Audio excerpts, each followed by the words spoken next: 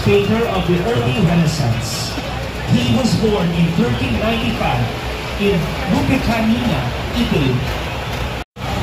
Santa Margarita de Castello, born in Metola, Papal States on 1287.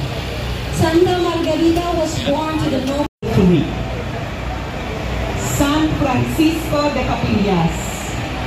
Francis was born in Palencia, Spain in 1607. He entered the Dominican Priory in Valladolid. He arrived in Manila in 16 when tortured until he was beheaded because of his faith.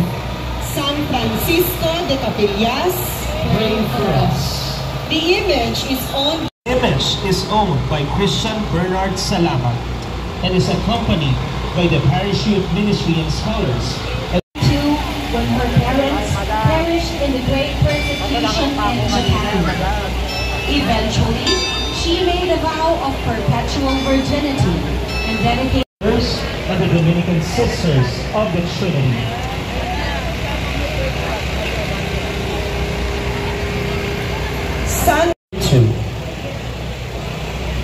Santa Margarita de Umbria.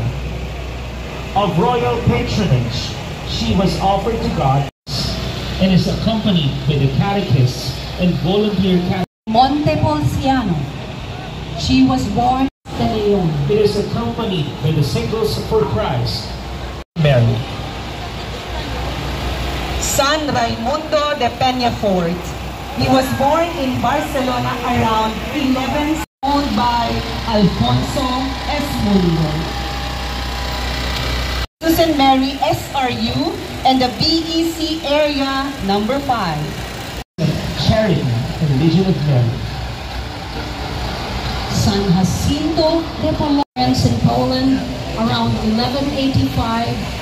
He was educated in and Dominican Sisters of the Most Holy Rosary.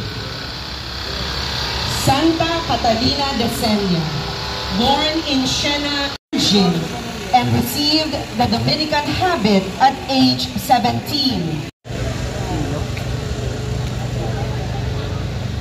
Santo Tomas de Aquino. Thomas was born in Roca Seca. He received the Dominican habit. He wrote the Summa Theologiae by young Thomasian professional lay Dominican priest. Santo Domingo de Guzman. Dominic was born in Caleruega, Spain on August 1117. He was regular in Osma. He was active in combating the Albigensian UST. It is accompanied by the Parish Biblical Apostolate, Divine Mercy Apostolate, the BEC area number 1, and the Congregation of the Religious Missionaries of St. Dominic.